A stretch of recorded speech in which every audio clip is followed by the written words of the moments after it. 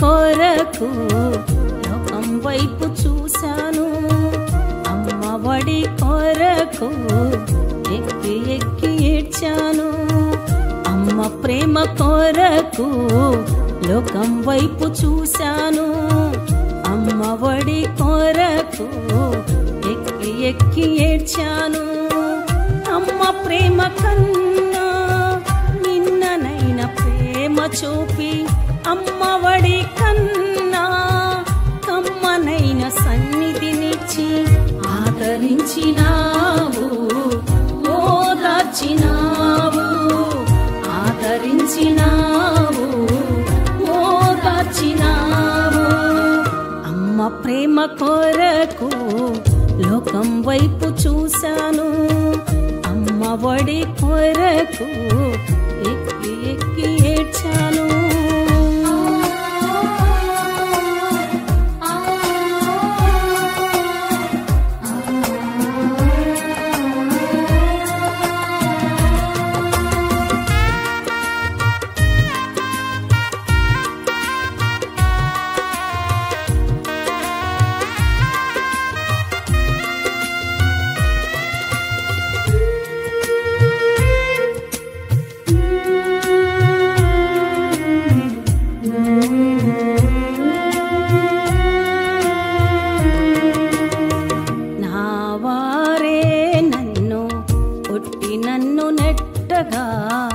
నా హృదయం నాలో వేదన పడగా,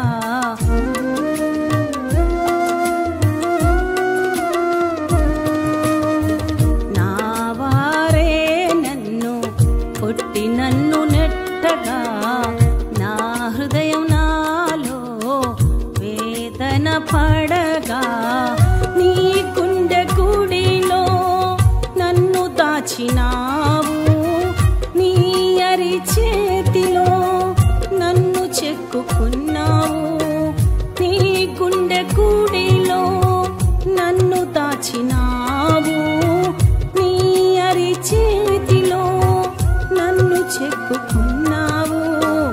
ఆదరించినావు, ఓదార్చినావు, ఆదరించినావు, ఓదార్చినావు. అమ్మ ప్రేమ కొరకు లోకం వైపు చూశాను, అమ్మ ఒడి కొరకు ఎక్కి ఎక్కి ఏడ్చాను.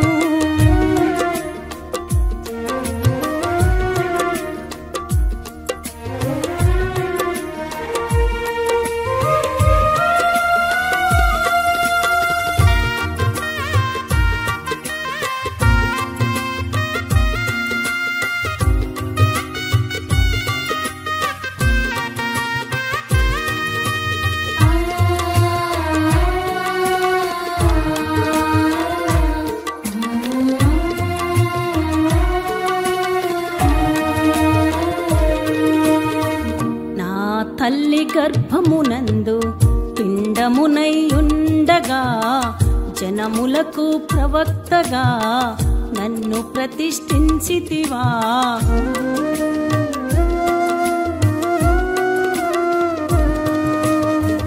నా తల్లి గర్భమునందు పిండమునై ఉండగా, జనములకు ప్రవక్తగా నన్ను ప్రతిష్ఠించితివా.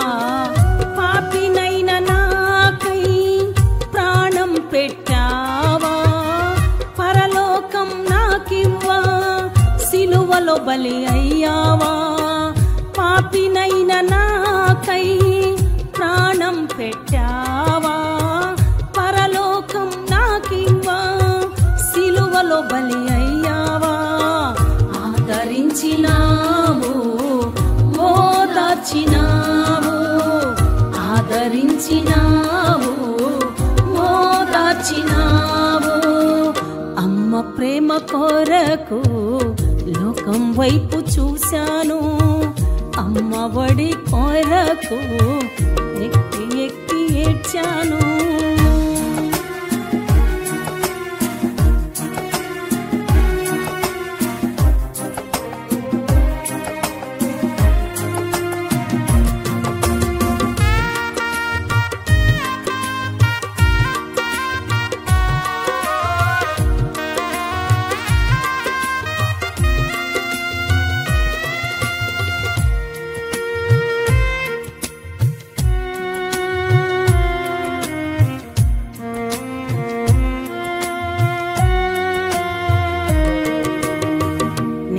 కూలిన నా జీవితాన్ని నింగి ఎంత ఎత్తుకి లేవనెత్తినావు.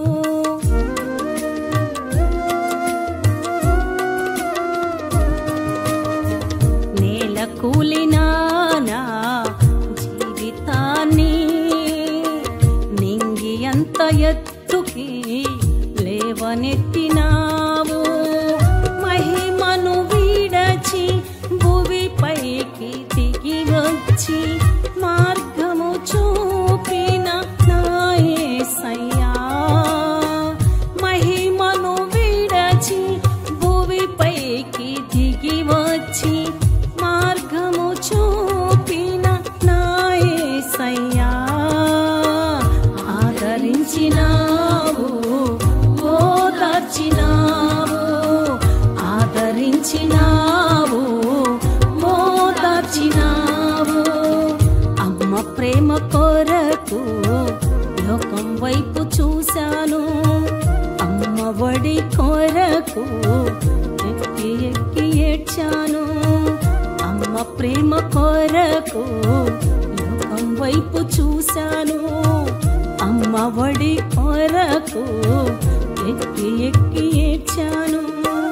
అమ్మ ప్రేమ కన్నా మిన్ననైన ప్రేమ చూపి అమ్మ ఒడి కన్నా కమ్మనైన సన్నిధినిచ్చి ఆదరించినావు, ఓదార్చినావు, ఆదరించినావు, ఓదార్చినావు, ఆదరించినావు, ఓదార్చినావు, ఆదరించినావు,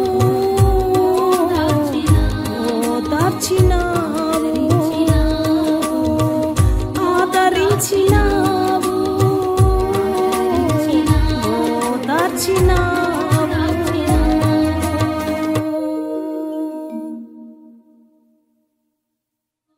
ప్రభు అయిన యేసుక్రీస్తు ప్రశస్త నామములో మీ అందరికీ హృదయపూర్వకమైన వందనాలు. బాగున్నారా? పరమగీతాల గ్రంథం 7వ కీర్తనలో ఉన్న మొదటి మాట నేను చదువుతాను. రాజకుమార పుత్రిక, నీ పాదరక్షలతో నీవెంత అందంగా నడుచుచున్నావు. ఈ మాట చూడండి, చాలా చక్కటి మాట, శ్రేష్టమైన మాట, అమూల్యమైనది, మనకు ఎన్నో పాఠాలు నేర్పించే మాట. ఈ దీన శరీరం మహిమ కలిగిన శరీరంగా మార్చబడి ఆయన వధువు సంఘంగా మనం అక్కడికి వెళ్ళిపోతాం. అక్కడికి వెళితే 7 ఏళ్ళు వివాహం జరుగుతుంది. అక్కడికి మనం వెళ్ళక మునిపే, ఆ వివాహ మహోత్సవంలో మనం కూర్చుండక మునిపే, ఇక్కడ మనం కలిగి ఉండవలసిన ఆధిక్యత ఏంటి, సంఘం నడవవలసిన స్థితిగతులు ఏంటి అనేది నేర్చుకోవాలి. ఇక్కడ రాయబడిన మాట, రాజకుమార పుత్రిక నీ పాదరక్షలతో. పాదరక్షలు అంటే ఏంటి అమ్మా? చెప్పులు తెలుసుగా మీకు? సంఘం యొక్క ఉనికి, సంఘం యొక్క నడక చూడండి. నడక అనేది ఏంటి అంటే లైఫ్ స్టైల్, లైఫ్ స్టైల్, జీవిత విధానం. నడక అంటే ఏదో ఇక్కడి నుంచి అక్కడ దాకా నడవడం అని కాదు. లైఫ్ స్టైల్, జీవిత విధానం ఎలా ఉండాలి. ఈరోజు మనం బ్రతికే బ్రతుకులో ఆ సౌందర్యం ఉందా? మనం బ్రతికే బ్రతుకులో ఈరోజున ఆ సొగసు ఉందా? లేక సౌందర్యం లేక సొగసు లేక బ్రతుకుతున్నామంటే బ్రతుకుతున్నాం, ఇది నా బ్రతుకు అనేటట్లు బ్రతుకుతున్నామా అనే విశ్లేషణ మీ అందరికీ కలగాలి. ఇలాంటి అందమైన బ్రతుకు, రమ్యమైన జీవితం లేకుండా నేను ప్రభువును ఎరిగాను అని చెప్పుకొని కూడా వేస్తే వ్యర్థమే కదా. ఆచారాలలో ఏం లేదు సుమా. ఇంటికి శాంతి నిలయము అని రాసేస్తారు, లోపలికి వెళ్తే గుద్దుకొని చస్తుంటారు ఒక్కొక్కడు. నేను చెప్పేది ఏంటంటే పైకి కనబడే రాతలు వేరు, పూతలు వేరు, నిజ జీవితం వేరు కదా. మరి ఇక్కడ కూర్చొని వింటున్న ఈ మాటలు వింటున్నప్పుడు మీ మనసు నొచ్చుకోవాలి వాస్తవంగా. ఎందుకంటే బయటికి కనబడుతున్న రంగు హంగు వేరు, అంతరంగికంగా అనుభవిస్తున్న క్షోభ వేరు. బయటికి కనబడినంత మాత్రాన మనం మురిసిపోకూడదు. అందమైన బ్రతుకు, రమ్యమైన బ్రతుకు మనిషికి కరువై అరువైపోయింది. ఈరోజు ఎలాంటి బ్రతుకు బ్రతుకుతున్నాం? శాంతి, సమాధానం, ఆనందం, ఆహ్లాదకరమైన అనుభవాలు, నెమ్మది, ప్రశాంతత, విశ్రాంతి, దేవుని సన్నిధి, దేవుని సమ్ముఖములో ఉన్న ఆ తేజ సంబంధమైన జీవితపు అనుభవాలు ఎందరి గుండెల్లో ఉన్నాయి, ఎందరి నివాసాల్లో ఉన్నాయి మీరు పరిశీలించుకోండి. మీరు ఆత్మీయులనే కాదనట్లే, మీరు బైబిల్ చదివే వాళ్ళే కాదనట్లే, మీకు ఆదికాండం తెలుసు, ప్రకటన గ్రంథం తెలుసు నేను కాదనట్లే, మీరు అధ్యాయాలు బట్టి పెట్టేసరి నేను కాదనట్లే. కానీ ఈ రోజున అందమైన బ్రతికే బ్రతుకుతున్నామా, లేకపోతే రమ్యత లేని ఆ సౌందర్యము లేని నికృష్టమైన బ్రతుకుతున్నామా? ఈ మాట అన్నదానికి నేను కొంచెం బాధపడుతూనే అంటున్నాను. ఈ మాట నికృష్టమైన బ్రతుకు, దైవ సంబంధమైన ఆనవలే కనిపించు, ఆత్మ సంబంధమైన అనుభవాలు అడుగుజాడలే ఆ ఇంట్లో కనిపించు. ఏదో ఒక శాపం, ఏదో ఒక చీకటి, ఏదో తెలియని ఆందోళన కుటుంబాలని ఈ రోజున స్వర్గసీమలుగా ఉండవలసిన కుటుంబాలని నరక కూపాలుగా మార్చేసేయండి. ఓ నైనా, అనేక కుటుంబాలతో మాకున్న పరిచయాన్ని బట్టి నేను చెప్తున్నానండి. ఒక్కొక్క కుటుంబంలో ఉండే కొంపటి అంతా ఇంత కాదు. ఈరోజు బ్రతుకుతున్న బ్రతుకులో ఉన్న ఆ చీకటి, లేకపోతే ఆ ఆవేదన, ఆ నలిగిన అనుభవాలు అంతా ఇంత కాదండి. ఇదిగో ఇక్కడ సంఘాన్ని గురించి రాజకుమార పుత్రిక, నీ పాదరక్షలతో నువ్వు ఎంత అందంగా బ్రతుకుతున్నావు. నడవడము అంటే ఈరోజు మనం ఎలా నడుస్తున్నాం. దావీదుని గురించి ఒక మాట రాయబడి ఉంది పరిశుద్ధ గ్రంథంలో. అతడు ఎలాగ నడిపించబడ్డాడు, అతడు ఎలా నడిచాడు, అతడు ఎలాగ బ్రతికాడు అని దావీదుని గురించి ఒక చక్కటి మాట మనం చదువుతాము. రాజుల మొదటి గ్రంథం 15వ అధ్యాయం 4-5 వాక్యాలని మనం చదువుదామండి. దావీదు హిత్తీయుడైన ఊరియా సంగతి యందు తప్ప, చూస్తారండి ఆ వాక్యాన్ని. దావీదు హిత్తీయుడైన ఊరియా సంగతి యందు తప్ప తన జీవిత దినములన్నీ యెహోవా దృష్టికి ఎలా నడిచాడంట? మీరు చెప్పండి గట్టిగా. నేను స్వతంత్రంగా మీ మీద ఉన్న అభిమానం, ప్రేమతో మాట్లాడుతున్నాను. దావీదు ఆ ఒక్క విషయంలో తప్ప, అది తీసి పక్కన పెట్టేస్తే మిగతా అతని జీవిత అనుభవాలు ఎలా ఉన్నాయి అంటే యథార్థంగా బ్రతికాడంట. మరి ఈ రోజున అందమైన బ్రతుకులో ఈ యథార్థత కనిపిస్తుందా మనకు? ఏంటి యథార్థత?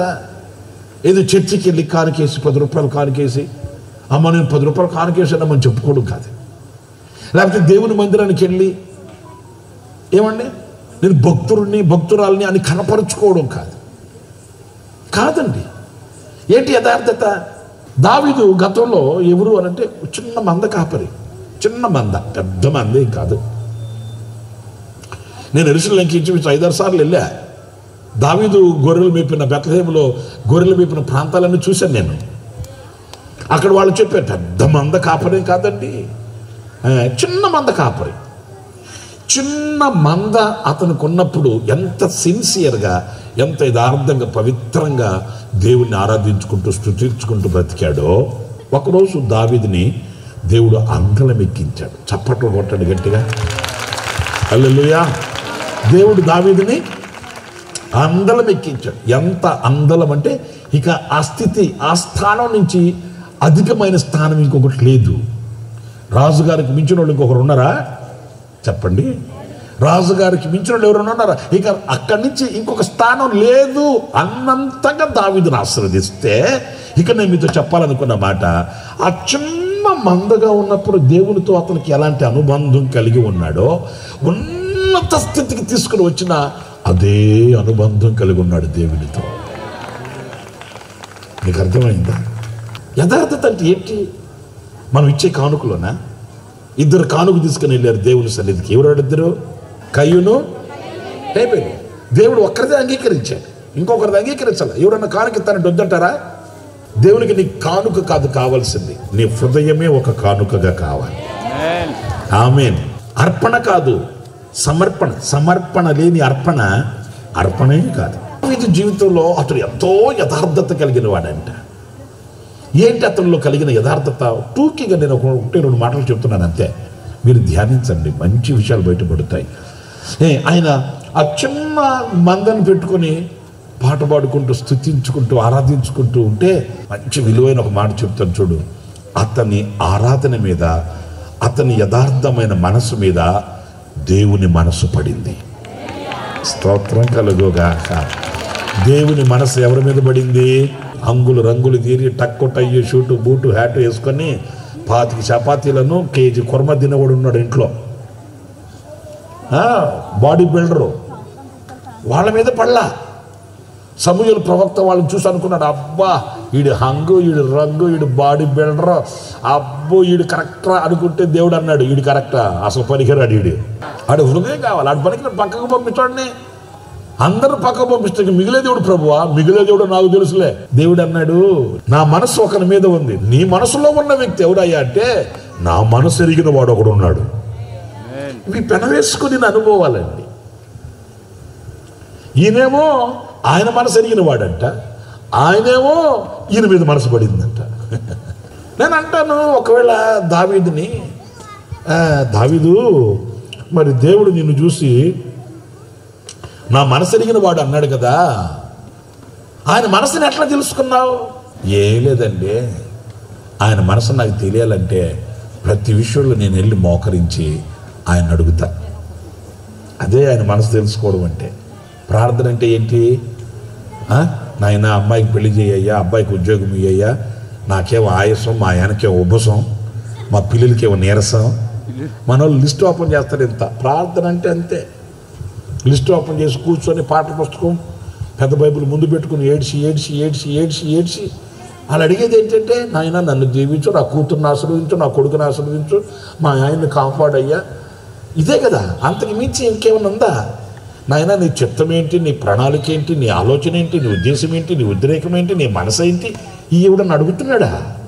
నాయన నాకు ఇది కావాలయ్యా, నాకు ఇది కావాలయ్యా అంటారే కానీ నాకు ఏది కావాలయ్యా అని ఈవిడని అడుగుతున్నాడా? ఏంటండి అలా చూస్తారేంటి? దేవుని మనసుని ఎవరైనా కోరుకుంటున్నారా? దేవుని మనసుని ఎవరైనా ఆశిస్తున్నారా? దేవుని మనసును తెలుసుకోవాలన్న ఆరాటం ఎవరి హృదయంలోనైనా ఉంటుందా? ఫిలిష్తీయులు వస్తున్నారు ప్రభువా, ఏంటి వెళ్ళమంటావా అన్నాడు.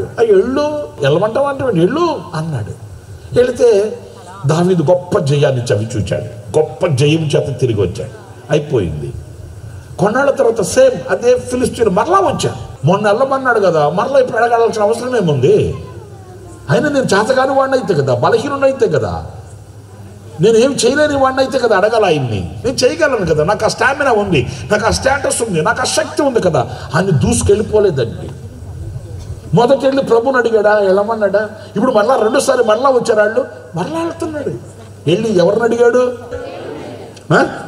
మొన్న అడిగాడు కదా, మళ్ళీ అడగాలనా? అదే మరి దావీదులో ఉన్న యథార్థత. మళ్ళా వెళ్ళి అడిగాడు. వెళ్ళి అడిగితే దేవుడు అన్నాడు, వెళ్ళొద్దు, నేను చెప్పేంతవరకు కూర్చో అక్కడ అన్నాడు. కూర్చున్నాడా లేదా? మనమైతే కూర్చుంటావా? ఏం మాట్లాడద్దు, ఆ మనిషి మాట్లాడిని, తిడితే తిట్టింది, కొడితే కొట్టింది, తిట్టినా కొట్టినా నువ్వేం మాట్లాడద్దు అని అన్నాడు అనుకో ప్రభు. ఏమంటాం మనం? అంతేలే బాబా, నీకు చెప్పడానికి బాగానే ఉంటుంది, ఇక్కడ మాట్లాడేవాళ్ళకి తెలుస్తుంది. ఇక్కడ ఏంటి ఆ మనిషి అంతలో మాట్లాడుతుంటే మౌనంగా నువ్వు కూర్చుంటే చూసేవాళ్ళు ఏమనుకుంటారు? నేనేం మాట్లాడకపోతే చూసేవాళ్ళు ఏమనుకుంటారా? ఏం తప్పు లేకపోతే ఎందుకు మౌనంగా ఉంది, ఏం చేయకపోతే ఎందుకు మౌనంగా ఉన్నాడు, ఏదో చేయబట్టే కదా మౌనంగా ఉన్నాడు, ఏదో చేయబట్టే కదా మౌనంగా ఉంది అని అనుకోరు. మౌనంగా ఉండమంటే నా వల్ల అవుతుందా, ఎలా కుదురుతుంది? చూసేవాళ్ళు ఏమనుకుంటారు? నువ్వు చెప్పడానికి బాగానే ఉంటుందా? ఇది కదా మనం చేసే గొడవ. చూడండి, దావీదు అంత శక్తి కలిగిన, సామర్థ్యత కలిగిన గొలియాతుని ఎన్ని రాళ్లతో కొట్టాడు? ఒక లారీ టిప్పర్తో తోలించాడా? ఒక లారీ నిండా టిప్పర్తో తోలించి పెట్టరా, రాళ్ళు పెట్టు, రాత్రికి రాళ్ళ వర్షం కురిపిస్తా అని అన్నాడా? మరి అంతటి వీరుడు, అంతటి సూర్యుడు, అంతటి బలవంతుడు, అలాంటి పరాక్రమం కలిగిన వాడు నువ్వు మౌనంగా కూర్చో అంటే కూర్చున్నాడా లేదా? మరి అదే దావీదుకి మనకు తేడా. మనం కూర్చోమే. మనకుండే బుద్ధి ఏంటంటే కూర్చోమంటే లేస్తాం, లేకమంటే కూర్చుంటాం. ఏది చేయొద్దంటాం అక్షరాల, దాన్ని చేసి అక్షరాల. దావీదు మొదట ఏమీ లేనివాడుగా ఉన్నప్పుడు ఎంత వినయ విధేయతలతో ప్రభు పాదాల దగ్గర అణిగిమణిగి ఉన్నాడో, సేమ్ సిచ్యువేషన్ గొప్ప నాయకుడు అయ్యాడు, గొప్ప రాజు అయ్యాడు. కొంతమందికి కొంచెం స్థితి మారగానే మన చేతికి దొరకరండి.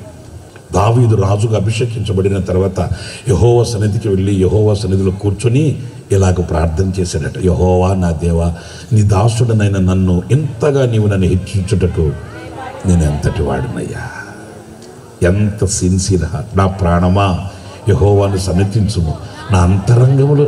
ఎవరు పలికిన మాట ఇది? ఒక రాజు, ఒక చక్రవర్తి 40 ఏళ్ల పాలనలో కత్తిబట్టిన కలం పట్టిన సాటి లేని పరిపాలన చేసిన వీరుడు, ధీరుడు దావీదు. అందమైన జీవితంలో మనం జీవించవలసిన జీవితం ఏంటంటే యథార్థమైన జీవితం. హల్లెలూయా. ఈ రోజున అలాంటి స్థితి మనకు లేకపోతే, అలాంటి అనుభవం మనకు లేకపోతే పశ్చాత్తాపతులం కావాలి. చిన్న మాట మాత్రమే నేను వివరిస్తాను. అపోస్తలుల కార్యాల గ్రంథం 9వ అధ్యాయం 31వ వాక్యం. కావున యూదయ, గలిలయ, సమరయ దేశములందంతటా సంఘం, చర్చ్ సంఘం క్షేమాభివృద్ధి నొందుచు. ప్రియులారా చెప్పండి, ఏమి నొందుచు? ఇంకొకసారి చెప్పండి, ఏమి నొందుచు అంటే ఏంటి? క్షేమము, అభివృద్ధి. క్షేమము ప్లస్ అభివృద్ధి, రెండు. కొందరికి అభివృద్ధి ఉంటుంది కానీ క్షేమం ఉండదండి. ఇంట్లో సోఫా సెట్ ఉంది, కుక్కర్లు ఉన్నాయి, పెరిగే మొక్కలు ఉన్నాయి, అరిసే కుక్కలు ఉన్నాయి. ఇంకా ఏంది, ఇప్పుడు చేతికి మట్టి అంటకుండా వండుకునే అమ్మా అన్ని సౌకర్యాలు ఉన్నాయి, ఏమి లేదు, క్షేమం లేదు. వాక్యం చెప్తుంది సంఘం ఎలా ఉందంట? అభివృద్ధి చెందుతూ క్షేమంగా ఉందంట, క్షేమంగా అభివృద్ధి చెందుతుందంట. కొన్ని సందర్భాలలో అభివృద్ధి చెందితే క్షేమం ఉండదండి, కానీ సంఘం అలా కాదు. అభివృద్ధి చెందుతూ క్షేమంగా ఉంది, క్షేమముగా ఉండి అభివృద్ధి చెందుతుందంట. ఏంటి కారణం అనంటే అక్కడ చూడండి ఏం రాయబడి ఉందో. క్షేమాభివృద్ధి నందుచు సమాధానము కలిగి ఉండెను, మరియు ప్రభునందు భయమును పరిశుద్ధాత్మ ఆదరణయు కలిగి నడుచుకొనుచు విస్తరించుచుండెను. ఎంత వాల్యుబుల్ వేడి.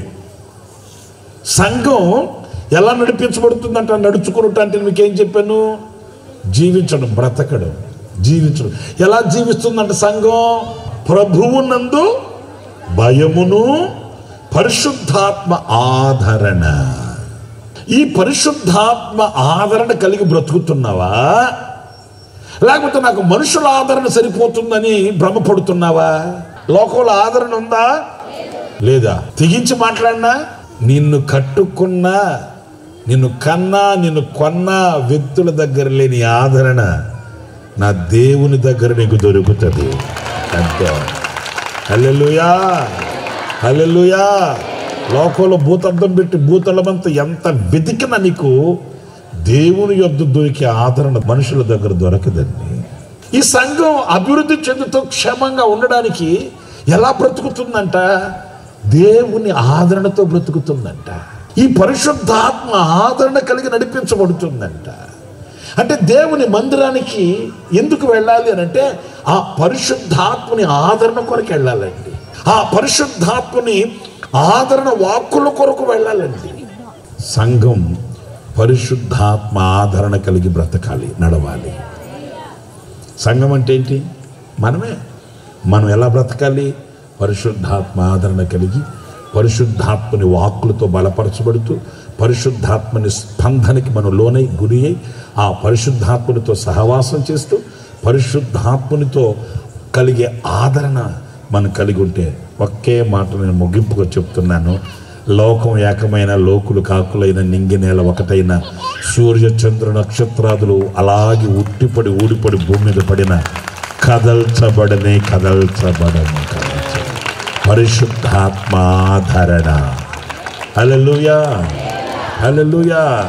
ఆ పరిశుద్ధాత్మ ఆదరణ కలిగి జీవించిన అందమైన నడక, అందమైన జీవితం ఈ రాత్రి ఆశించి కోరుకుంటే మీరు కూడా ప్రార్థించాలి. ఏమని ప్రార్థించాలి? నాయనా, మనుషుల వైపు నేను చూడట్లేదు, మనుషుల ఆదరణ కోరుకోవట్లేదు, మనుషులు ఎవరో ఏదో చేయాలని నేను ఆశించట్లేదు, నాకు నీ ఆదరణ కావాలి. నా మనసుని తొలిచేసిన ఒక చిన్న మాట చెప్తాను. నేను ఉండవల్లి ప్రార్థనా మందిరంలో మీటింగ్కి వెళ్ళొచ్చి అలసిపోయి వచ్చాను, కాస్త లేటుగా నిద్ర లేచాను. 9:30, 10 అయింది. సరే, నా గదిలోంచి నేను బయటకు వస్తే ఒక ముసలాయన, పండు ముసలాయన కూర్చొని ఉన్నాడు. ఆ పండు ముసలాయన కూర్చొని ఉన్నప్పుడు నేను అన్నాను, పెద్దయ్యా ఏంటి ప్రార్థన చేయమంటావా అని. ఆయన అన్నాడు, అయ్యా ముందు నాకు అంత అన్నం పెట్టించయ్యా, వణుకొచ్చేస్తుంది, దడొచ్చేస్తుంది అని. నేను అన్నాను, ఏమైంది అన్న. నాయనా నాకు ముందు అంత అన్నం పెట్టించు అని. సరే, మా మందిరంలో మెస్లోకి పంపించి అంత అన్నం పెట్టిస్తే తిని ఆయన చెప్తున్నాడు, నాయనా నాకు 4 కొడుకులు ఉన్నారు, ఎవరు పట్టించుకోరయ్యా. ఇక దడొచ్చేస్తుంటే పడిపోతానేమోనని ఈ దారిలో వెళ్తా చర్చి కనబడేసరికి చర్చిలో ప్రేమ చూపిస్తారు కదా నన్ను సాహసించి వచ్చి అడిగాను, ఏమనుకోవద్దయ్యా. ఆ తండ్రి ఇంకా ఆ కుటుంబపు విషయాలు, కుటుంబపు సంగతి చెప్తుంటే నాకు చాలా బాధ అనిపించిందండి. ఎందుకంటే ఈ రోజున కన్నవాళ్ళు ఆదరించక, కట్టుకున్న వాళ్ళు ఆదరించక, ఉన్నవాళ్ళు ఆదరించక ఆదరణ లేని బ్రతుకైపోతుందండి. ఈ రాత్రిని మీతో చెప్పగలిగింది ఒకటే, ఎవరు ఆదరించినా ఎవరు ఆదరించకపోయినా, ఎవరు పట్టించుకున్నా ఎవరు పట్టించుకోకపోయినా నిన్ను ఆదరించు ఆదరణ కర్త ఒకడున్నాడు. నిన్ను చేరదీయగలిగిన దేవుడు ఉన్నాడు. నిన్ను పేరు పెట్టి పిలిచే దేవుడున్నాడు. ఆయన రెక్కల నీడకు నువ్వు పరిగెత్తితే లోకంలో ఎక్కడ ఎన్నడూ ఎప్పుడు దొరకని ఆ ఆనందం, ఆదరణ ఆయన నీకు అనుగ్రహిస్తాడు. మరి ఏది ఆశిస్తాం, ఏది కోరుకుంటాం? ఓ రాజకుమార పుత్రిక, నీ పాదరక్షలతో నీవు ఎంత అందంగా నడుచుచున్నావు, నీ పాదరక్షలతో ఎంత అందంగా జీవించుచున్నావు. ఆ ఆనందకరమైన అందమైన జీవితపు అనుభవాలు ఈరోజు నాకు కలిగి బ్రతుకుతున్నామంటే బ్రతుకుతున్నాము అన్నట్లుగా బ్రతుకుతున్నామా? మీరు పరిశీలించుకోండి, మీరు పరీక్షించుకోండి, మీరు ప్రార్థన చేసుకోండి.